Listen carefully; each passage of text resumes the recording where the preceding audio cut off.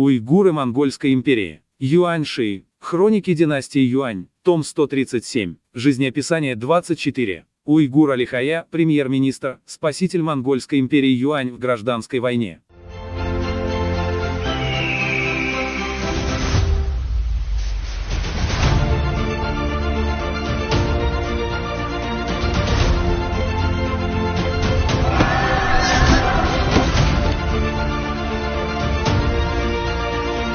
Алихая, уйгур, сын Толе, великого академика Академии мудрецов Цзисянь-Дасюши. Его старший брат Ену служил у Цезону Хайсану и Жень Цезону Оур-Барбаду. Алихая также с ранних лет служил у Цезону и Жень Цезону, будучи Сувей, личная гвардия императора. И благодаря своей чистоте, осмотрительности, проницательности и остроумию, вместе с отцом и братом, пользовался доверием. Более 10 лет он продвигался по службе, занимая высокие и близкие к императорскому двору должности Янлихуа Цзинь, служа в ставке императора, занимая высокие посты в администрации Шента и ни разу не имел жалоб. В начале эры Чжи 1321 год он был назначен на должность премьер-министра Пинчжэншжэнши и последовательно управлял провинциями Цзяньчсу, Чашцзян, Хугуан, Хэнань и Шэньси. Везде его правление было благодатным, но особенно жители столицы Бянь его почитали. Вернувшись ко двору, был назначен главным академиком Ханьлинской академии Ханьлинь Сюэши Чэньчжи. После смерти отца в трауре сложил с себя должности. И жил в семье. Осенью первого года эры Тиньли 1328 год Тук-Темур Вэнь Цзун вступил на Великий престол. Алихая немедленно сменил траурную одежду и отправился на юг встречать его. Встретил его в пригороде Кайфэн. Император назначил его вновь управлять провинцией Хэнань. Это было время трудностей, и Алихая по высокой цене закупал зерно, чтобы создать запасы продовольствия. Вооружал ближние округа, инспектировал солдат, реквизировал лошадей у населения для подготовки к непредвиденным нападениям. Ранее указ о вошествии на престол Тук-Темура Вэнь Цзуна уже был объявлен по всей Поднебесной. Но власти Шэньси, сговорившись с мятежным князем Цзиньяньван, отправили армию на восток,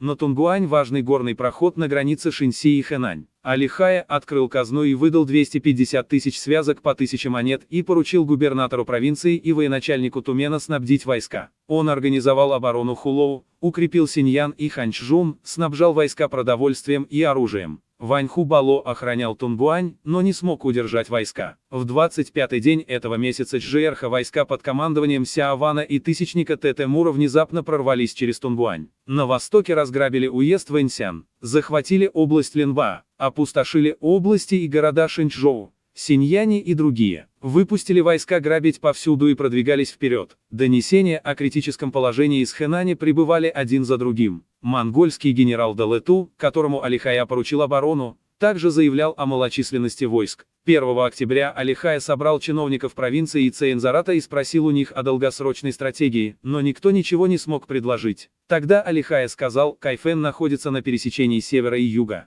Если западные войска смогут дойти сюда, то пути из 3 провинций к югу от реки Янцзы будут отрезаны от столицы. Когда же тогда прекратятся военные действия? Сейчас самое главное – иметь достаточно солдат. Но самое срочное – это обеспечить продовольствием. Я призову 2 крыла войск Пиньяна и Баодина из Хугуана, а также войска крыла Дэнсинь, артиллерию и арбалетчиков из округов и Лучжоу и Тань моей провинции, чтобы приготовиться к обороне Хула. 2 армии Юйчжоу Халалу и войско тысячника Сунь из Дэнчжоу, чтобы приготовиться к обороне Угуани и Цзин Цзэкоу. Войска подчиненных округов, а также 2 тумена монгольских войск. Левый и правый корпуса стражи Цзоювэй и годные к военной службе взрослых мужчин из различных племен, обеспечить их лошадьми, снаряжением и припасами. Создать воинские части, чтобы по порядку оборонять различные заставы. Войска, расквартированные на землях у озера Цзюэпа, пришедшие из войск Сян, Дэн и других для обработки земли, вернуть в их войска, дополнить взрослыми мужчинами из народа и отправить охранять заставы Синьяна, Байту, Сячжоу и другие. Отдельно послать генерала Тахая приготовиться к приходящим войскам из Сычуани. Обеспечить их лошадьми из Бяня, Жучжоу, Цзиньчжоу, Сян и Лянхой. Если средств казны недостаточно, то приказать округам и уездам занять у богатых семей. Зерно из округов Аньфэн и других, поднимаясь вверх по Хуанхэ, перевозить в Шинсян. Закупать в Бяне, Жуй близлежащих округах. Затем перевозить в Иньян для доставки в Хулао. Я вместе с различными войсками, каждый проявляя верность и долг, последуем за делом государя. Нет ничего, что не удалось бы. И все они сказали: будет исполнено. Алихая в тот же день приказал все распределить и приступить к действиям, начиная от князя Баянь-Бухуа и ниже до заведующего делами провинции Ли Юаньде и других, всех подчиненных чиновников провинции, каждому поручили свое дело, и все они вышли исполнять указания Алихая. Инспектор Дун Шоу Чжун и цензор-помощник Шаша находились в Наньяне, вице-премьер правый Чен Тэ Тэмур и инспектор Буянь находились в Хулао, раздельно направляли войска и коней, ожидая отправки. Тысячи повозок с продовольствием ждали их. Алихай лично инспектировал и проверял их. Они должны быть обязательно обильные и хорошие, точно соблюдая сроки поставок. От юга Хулао до Сян и реки Хань были полностью обеспечены. Всего было приготовлено 200 тысяч дань зерна, столько же бобов, 550 тысяч единиц оружия и доспехов, 10 тысяч связок фуража. В это время двор учредил походное военно-консультативное ведомство Синшу Миюань для общего руководства делами на Западе. В областях и уездах Сян, Хань, Цзиньху и Хэнань повсеместно не хватало чиновников. Алихая, сообразуясь с обстановкой, выбирал способных и назначал их на должности. Императорский двор всегда одобрял его просьбы. В этом месяце западные войска приблизились к Хэнаню. Пришел доклад от начальника походного ведомства Син Юаньши. Северная группа западной армии переправилась через Хэчжун и устремилась к Хуайхэ, Мэнчжоу и Сычжоу. Южная группа под командованием Тэмугэ, пройдя заставу Угуань, разграбила Дэнчжоу и разрушила его. Прямо устремилась к Синьяну, захватила и разрушила более 30 областей и городов, пройдя в ширину несколько тысяч ле. Везде на своем пути убивала чиновников, жгла дома, уводила в плен народ, женщин, имущество, злодейски истребляя полностью. На западе соединилась с Нан Цзэзидаем и войска из Сычуани прибыли. Алихая усилил надзор за отправкой провианта на запад, послал чиновника походного ведомства Тахай возглавить войска для атаки на Тэмугэ, а также устроил укрепления на реках Янцзы и Хуанхэ, установил железные канаты в ущелье Сикоу, построил лодки и корабли в ожидании битвы. В 19-й день войска встретились с западными войсками у Шиду в уезде Гунсянь. Войска из Тайюаня, призванные из Хугуана, были наиболее боеспособны.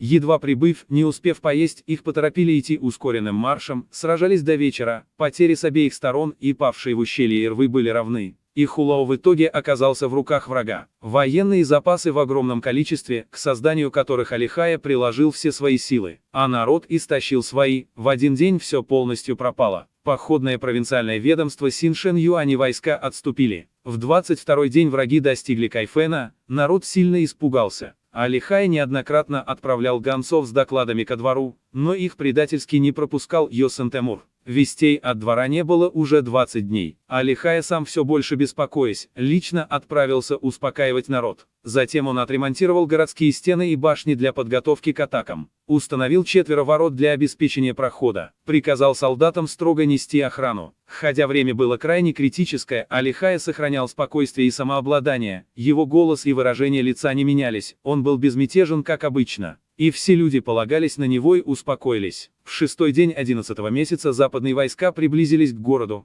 Уже почти на 100 ли. Алихай созвал командующих армий, чиновников Цейонзарата и всех находящихся на службе и сказал им: «Я обременен большой милостью государя, и есть лишь одна смерть, чтобы отплатить государю. Выйдя в поход, наше военное ведомство должно было думать лишь о враге. Но теперь мы отступаем и обороняем наш город, разве это не трусость? Но ведь и враг-то всего лишь сбродная толпа. По чьей же указке они осмеливаются нападать на нас? К тому же, разве наши доспехи недостаточно крепки, а запасы провианта недостаточно обильны? Наши неудачи проистекают лишь из-за того, что долгий мир привел к тому, что командиры разучились воевать, а офицеры и солдаты забыли о тренировках. Вот почему враг смог так свирепо добраться сюда. Но если они истинно узнают о повелении нашего императора, их толпа придет в уныние и рассеется. Я сейчас же отправлю гонца ко двору с прошением издать указ о великом помиловании для тех, кто был вовлечен в мятеж по принуждению. Так о чем же нам тревожиться? Когда указ будет обнародован, сначала наберем добровольцев, чтобы с указом о вошествии на престол и документами с призывами двора проникнуть в их войска. И ясно показать выгоды и вред. Я соберу большую армию и выступлю на запад для карательного похода. Я отдельно пошлю храброго генерала во главе нескольких тысяч отборных всадников подняться к горному проходу Лунмань, обойти и выйти у них в тылу, чтобы сделать для них невозможным продвижение вперед и отступление назад. И обязательно захватить их в районе Гунсянь и Лаян. А захваченных нами чиновников из Шинси прикажу содержать под стражей и кормить, никого не убивая. И все люди сказали: «Хорошо, только прикажите».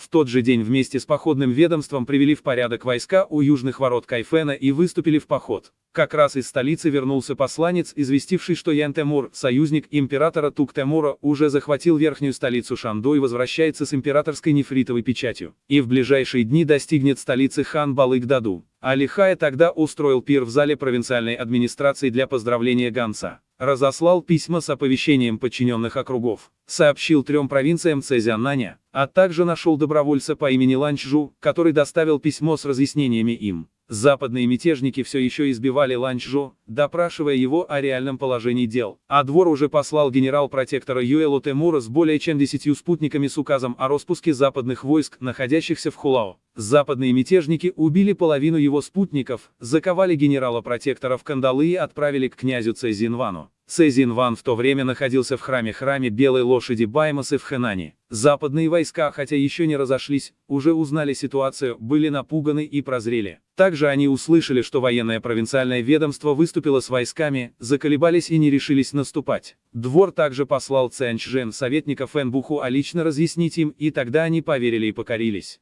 Цзиньянь Ван отправил 4 посланников вместе с Ланчжу с просьбой о прощении. Али Хай тогда отменил военное положение, доложил о победе, собрал оставшиеся средства и вернул их народу. В Шэньси разыскал людей, захваченных в плен и угнанных, и вернул их домой. Всего несколько тысяч человек. Захваченных чиновников из Шэньси всех отправили обратно. Али Хай пробыл в провинции Кайфэн еще несколько месяцев. Позднее за заслуги был перемещен на должность дафу, главный инспектор Цэйонзорота, Син Юйши Тай, Шэньси. Затем был назначен Пинч Женшженши Центральный секретариата, вице-премьер-министра империи.